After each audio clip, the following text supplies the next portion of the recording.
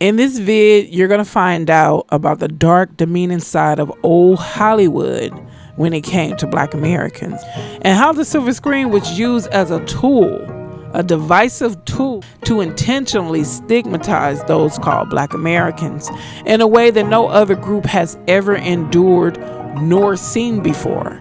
Oh yeah, you want to know where the root of Black people being portrayed as beastly, ferocious watermelon eaters derive from? Stick around and you'll find out in this video.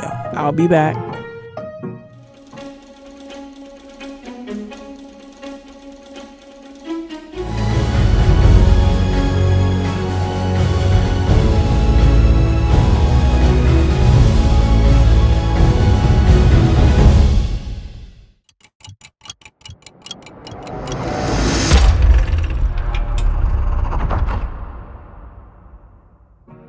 Early cinema was primarily filled with the most sordid, demonizing images of those called Black American. The debased images were created by white writers, white producers, and white directors to solely demean Black Americans in every way that their racist, diabolical minds could derive.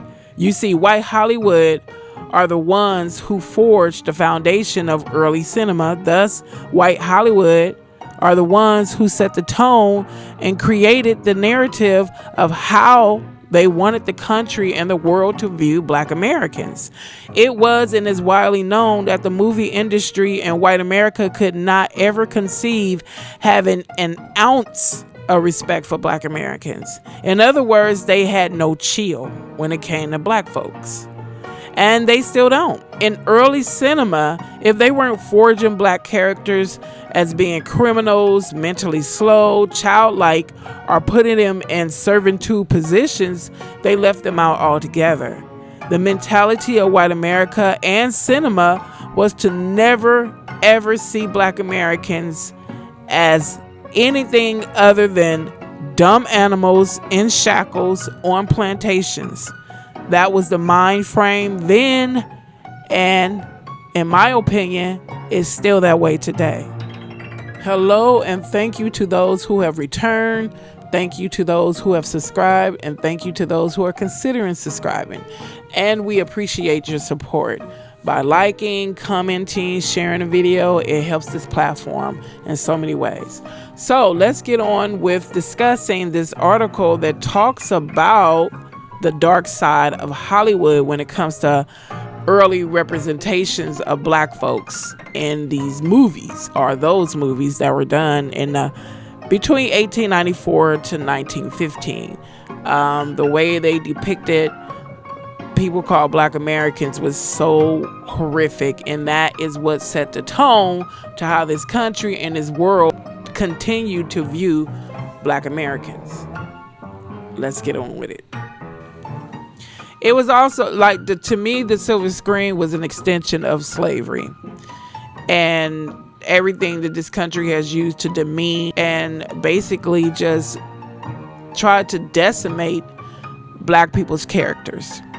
Let's get on with it. Those who possessed culture were thought to be civilized. Those who lacked it were Philistines, or worse, savages. The latter category predictably included an assortment of people that cultured whites feared or disliked. The lower classes, non-Europeans, and people whose skin color was not white. Such people were to be scorned because their behavior could only degrade, not elevate. In its title sequences, the Keystone Comedy Studio referred to its films as a farce comedy. A farce is defined as a comic dramatic work using buffoonery and horseplay, and typically including cruel characterization and improbable situations. Farces are supposed to evoke laughter. They are not supposed to be dark or foreboding, and although the Keystones were replete with senseless cartoonish violence, they were not supposed to represent the dark side of our lives. Yet, from some of the very first images projected by the motion picture, Dark racist images were prevalent, with violence illustrated and directed towards Black American men, women, and children. These images represent a time capsule of what I call the dark side of the farce. While books, newspapers, and periodicals are valuable resources for reconstructing past opinions, these sources may only have reached a limited audience.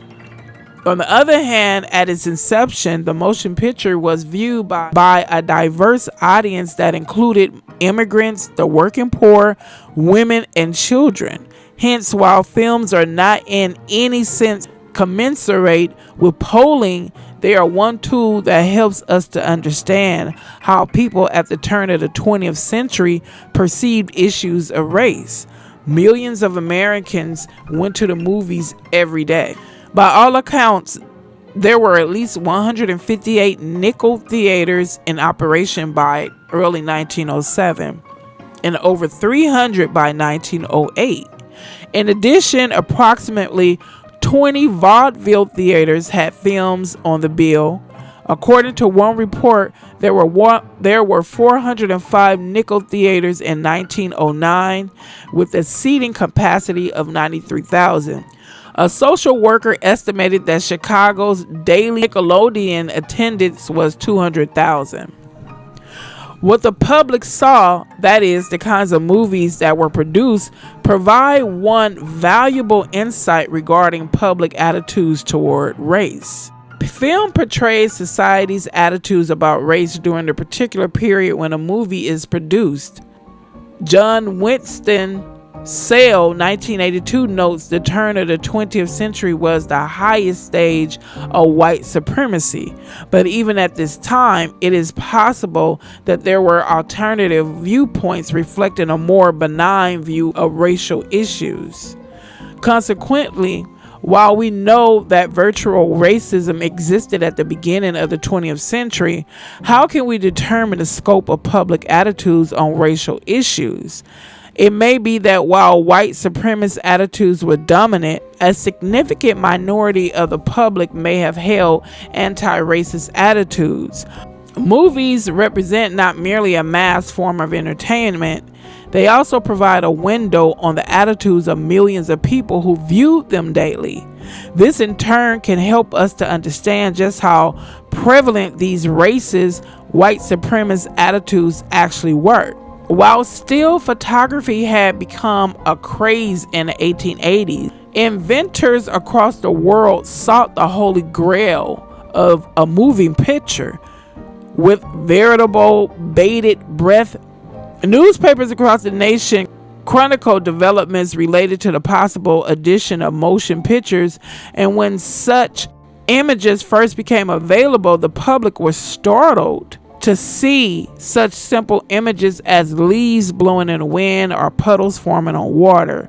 Because it was such a startling new technology, movies held a particularly significant grip on the public's imagination and had a profound impact on the consciousness of people all over the world. The images the public viewed, therefore, are important, not merely because they moved, but also because of how they provided many people with their first glimpse of cities as well as different cultures. In other words, they're saying that movies was a very powerful tool. It could have been used to help uplift people in different groups, or it could have been used to crush them. And that is what white America did. Instead of using movies to just entertain people, show them a funny comedy or a dramatic, they used movies to continue their obsession with stigmatizing and demeaning black people in such a horrific, demonic way. Let's continue. Movies provided many individuals with their first glimpse of black Americans and their communities. Positive images had the potential to make racist images look acceptable.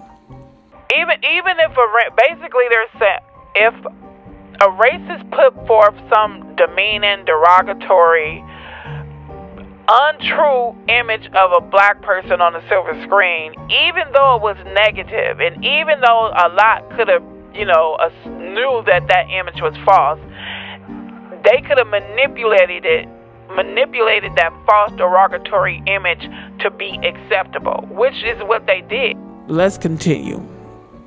How film portrayed black Americans, therefore, was of critical importance, more so than other existing forms of entertainment that reached smaller audiences. So how did these early films represent images of black Americans?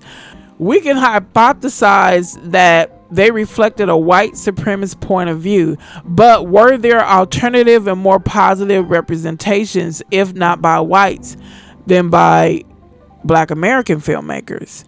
Racist white supremacist views were reflected in all sorts of entertainment, including minstrel shows, vaudeville, plays, books, newspaper articles, and other communication venues. It is not surprising that these images found their way into the movie picture. Today, films such as Get Out 2017, Moonlight 2016, and The Black Panther 2018 reflect a far greater tolerance for critical examination of and appreciation for diversity. During the period from 1894 through 1915, however, although there is evidence that black Americans were ardent moviegoers, the dominant audience for the moving picture consisted of white Americans. As Peter Noble writes, the problem of the Negro is really the problem of the whites. It is white people everywhere who have the power to change attitudes. It is they who could bring a new spirit of tolerance to the American scene. In this regard, the earliest filmmakers were white, and the films they made represent a historical record of predominantly white attitudes about black Americans at the turn of the 20th century in the age of the Victorian morality.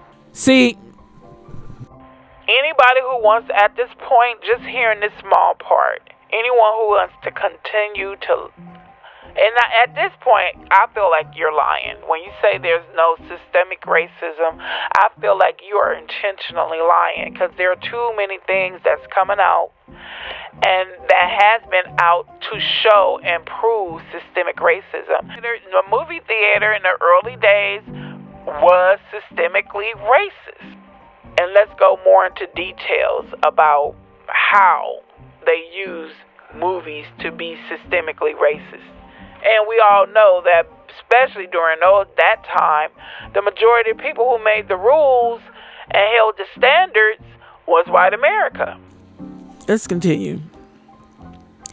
Given these attitudes, it's not surprising that from its very inception, the movie picture embraced racist images, and comedy films reinforced the worst racist stereotypes from plantation days, including, along with Uncle Tom, the fanciful coon, the tragic mulatto, the mammy, and the brutal buck. Comedy films portrayed the American Negro as either a nitwit or a childlike lackey. Consequently, much of what appeared in the silent comedies was not funny. And here I am not referring to the quality of the humor. Racist images, often of a violent nature, were omnipresent. Yet it is possible that these negative images were offset by more positive ones in other films, particularly those produced by black American filmmakers.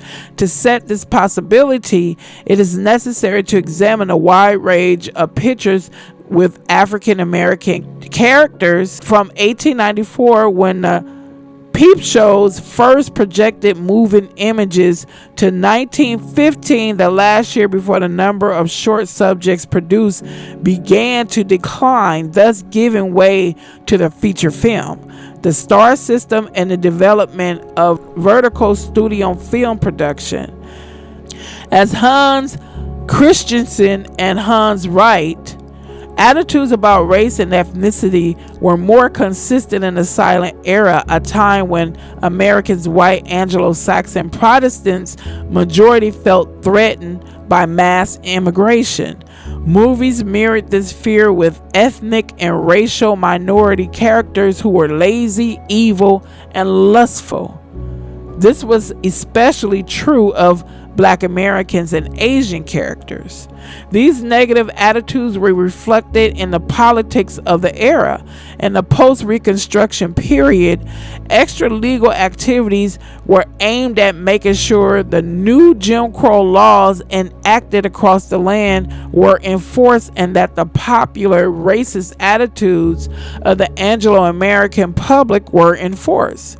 The rise of the KKK further ensured that Black Americans were stripped of their right to vote. Another severe blow was struck when in 1883 the Supreme Court invalidated the Civil Rights Act of 1875.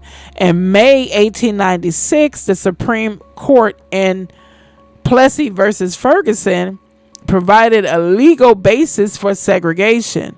As for lynching, the NAACP reports that approximately 3,500 Black Americans were lynched between 1883 and 1968, which is certainly an underestimate. There's another video I did. It was called a lynching. Lynching. It was called a lynching interfered, something like that. I did some time ago. It was about a sheriff man who had dignity and God conscious to not let a group of vicious, barbaric white mob to lynch a black man who was accused of a crime. And then later on, it was proven that he didn't even commit the crime. But then he ended up dying in prison waiting for a new trial. But anywho,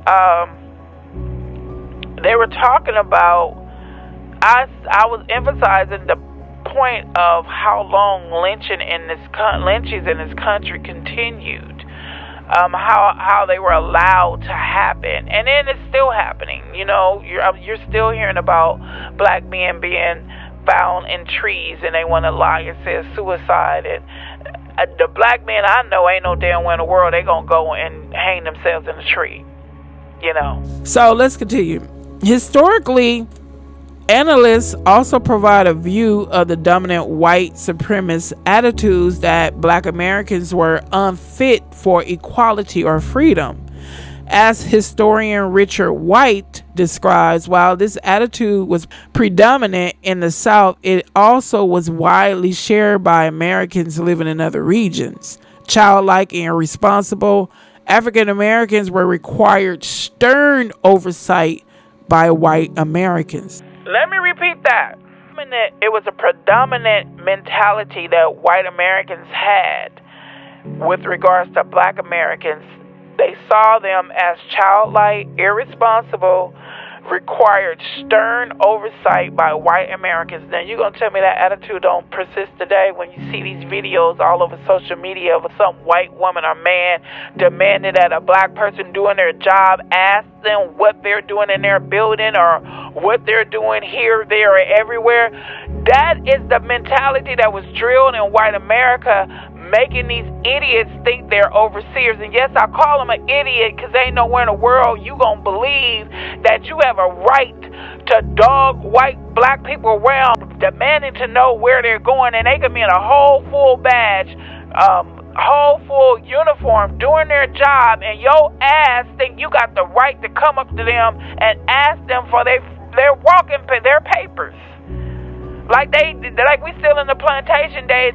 You're going to run into the right one. And ain't no law on this earth going to be able to justify your racist, overseeing, slave master mentality.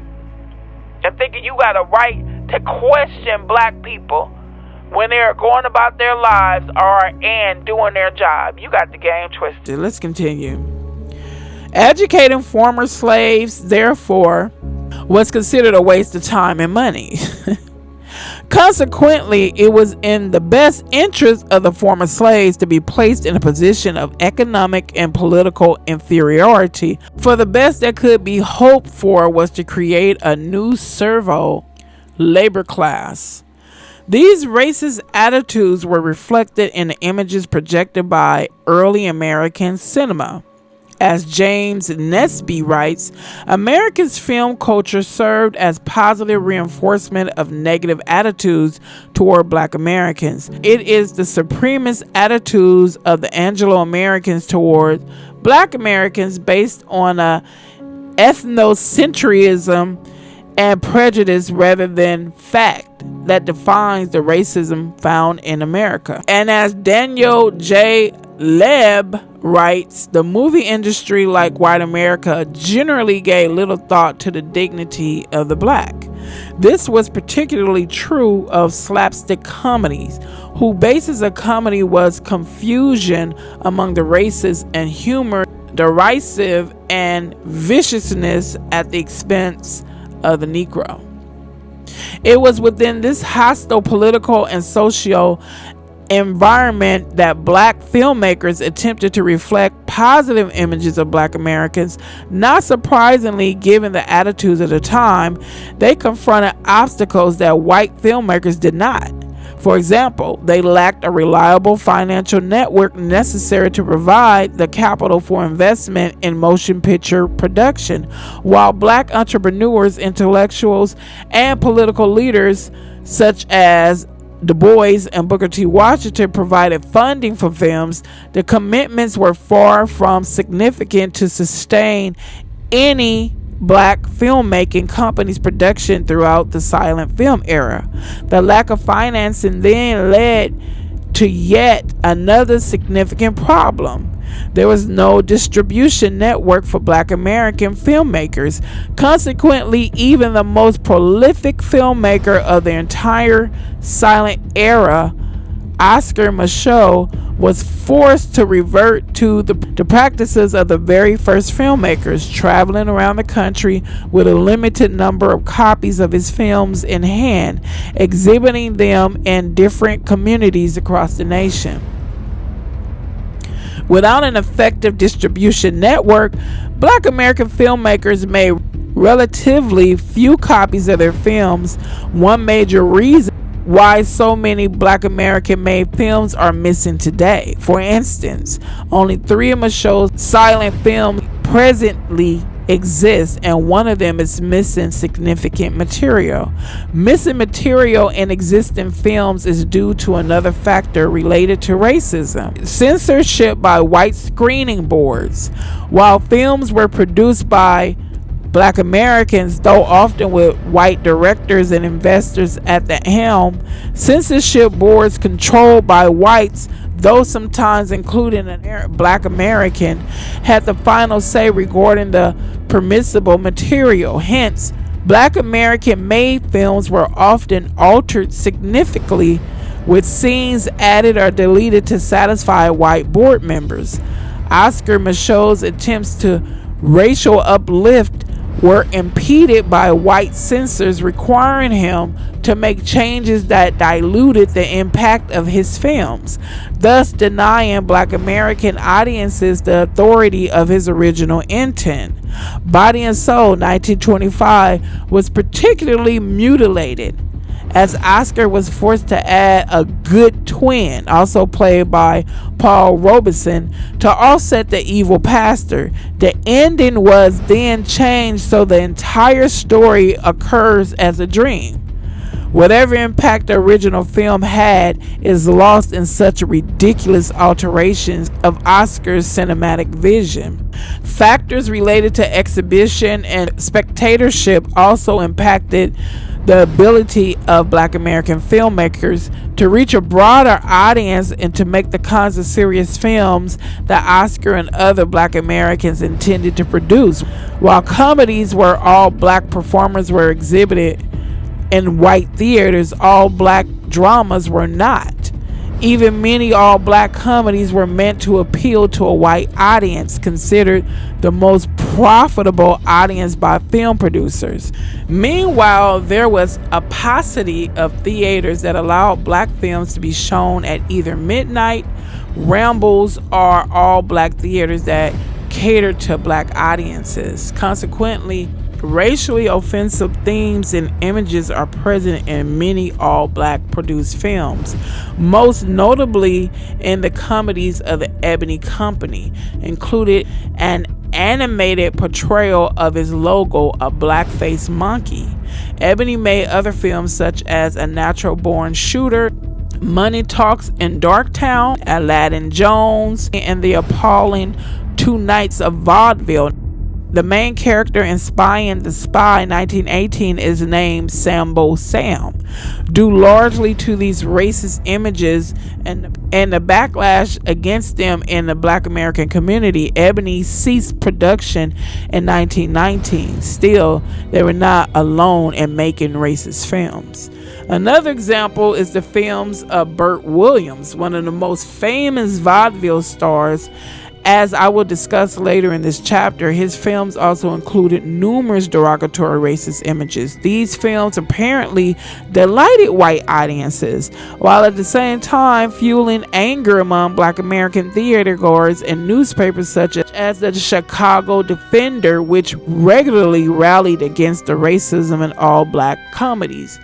As they said earlier, in this article or research paper I found, they said they didn't care about how black people felt. Black people are when it comes to white America and how black people feel, it is no existence. White people could care. That's why they'll take more consideration and care towards a dog, a stray dog, than a black person. And it's been seen that way forever. Let's continue. In terms of placing Black American films in context, then we need to consider the difference between white and black spectatorship. Films were made for white audiences and had to appeal to whites across the nation, especially in the South, which was established by early filmmakers, even though it represented a much smaller market for silent film. As a consequence, the films represented a Southern view of the Negro, a former slave corrupted by freedom, requiring the oversight and control of a benign master. Black spectators received these images as an affront to their dignity, perpetuating the worst racial stereotypes, providing a clear motivation for Black American filmmakers to produce their own movies as a necessary corrective to the harsh, insulting images designed for white audiences or for white producers reaching out to a more tolerant northern audience. It's another reason for African Americans to produce their own films. By the motion picture's second decade, Black Americans were going to the movies in appreciable numbers, particularly in their own communities. Yet, not surprisingly, Black Americans suffered discrimination in front of the motion picture screen just as they did in front of the camera. As Kevin Brownlow records, in the South, Nickelodeons experienced the restriction of the Jim Crow laws. Negroes entered the theater from black alleys, sat in the balcony, Negress's heaven, of theaters large enough to have them, and were banned altogether from others, a ban which applied to many northern theaters too. There were also theaters for Negroes only. According to a Black American theater owner in the border state of the city of Lexington, Kentucky, the balcony seats in white theaters were far from heaven. At one theater, he describes the seating accommodations in the Jim Crow department, where a patron's legs are cramped, where there are poor sanitary conditions, and the second gallery are rat-holed. Regarding another white Lexington theater, he asserted the lofty perch in a roost, where with a little unbalance, they will fall over and break their necks, and there will be nothing done about it.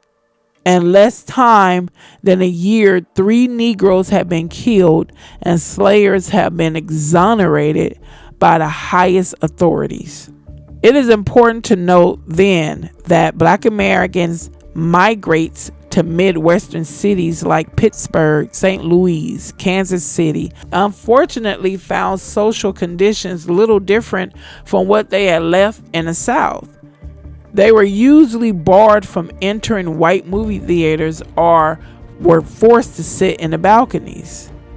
Even in Chicago, which instituted a de jure ban on discrimination, blacks were moved to the balcony or an aisle seat next to a wall because white patrons objected to sitting next to them for an hour or an hour and a half. Otherwise, odor was their reason usually given. Consequently, de facto segregation existed even in northern cities. In response, so-called race houses were established. These black-only theaters were especially controversial in the South. In Jackson, Mississippi, a mob of some 200 white people forcibly closed a no-name theater when it was transformed into a Black American-only venue.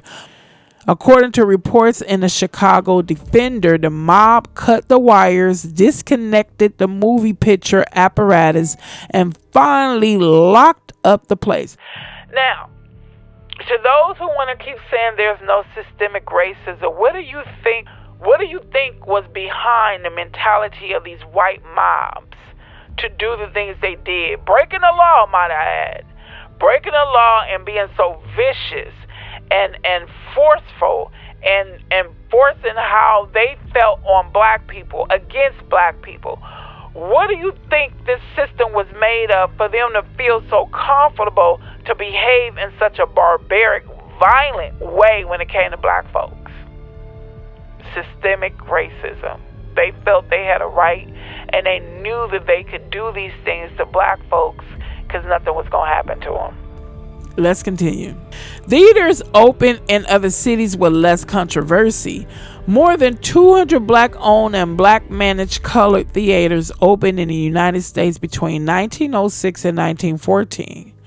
Black American theaters were of critical importance to the development of what Field calls uplift cinema during a period of restrictive and repressive Jim Crow laws, even in the North. For example, in Chicago, where black Americans often were denied access to white theaters, the Pekin Theater opened in 1906. In 1919, 300 race houses existed in America, and by 1929, with that number later increasing to 461.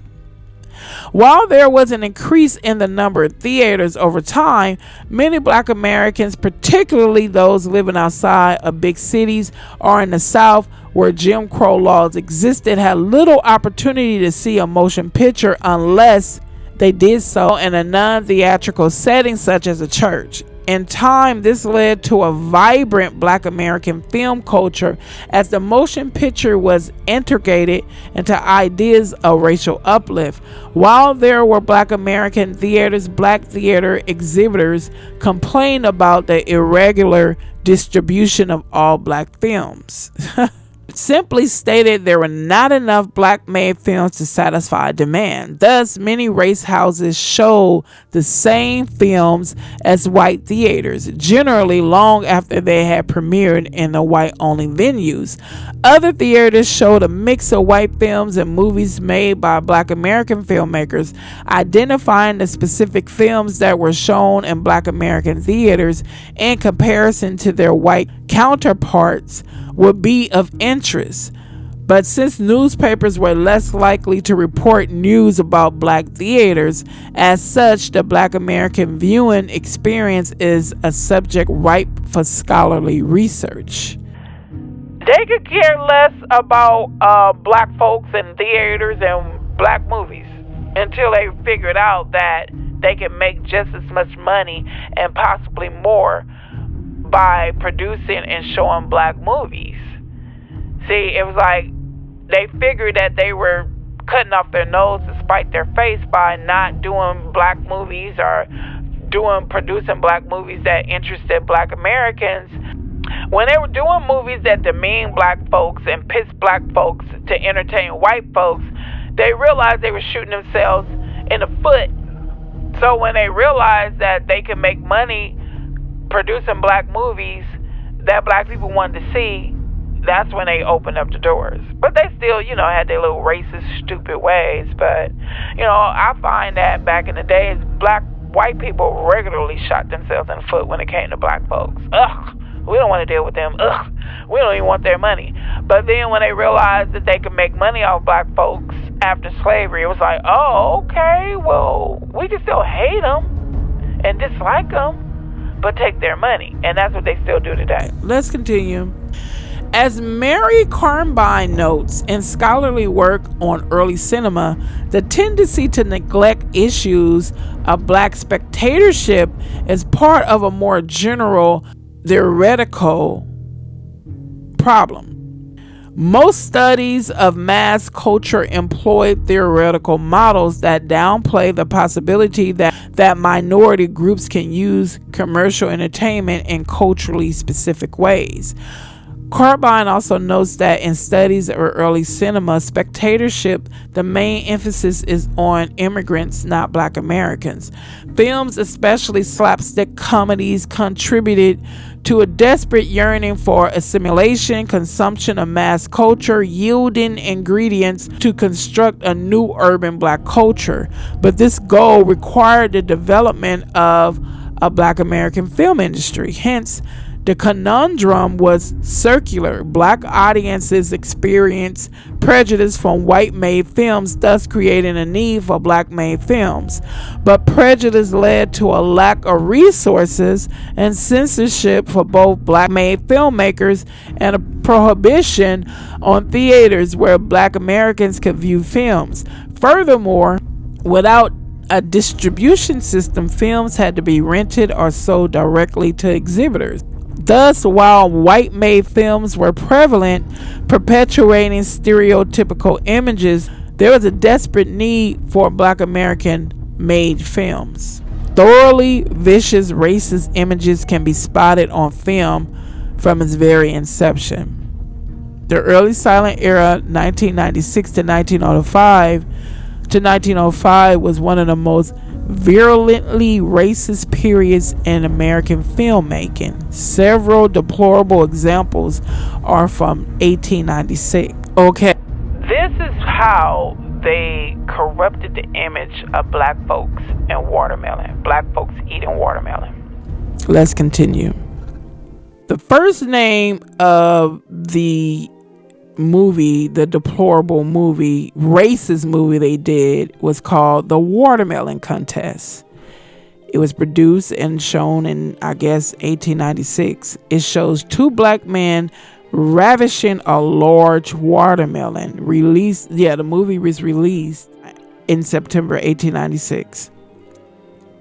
Another movie, I guess, was called Dancing Darkies. It portrayed blacks dancing and eating watermelons, playing craps, and stealing chickens. My God.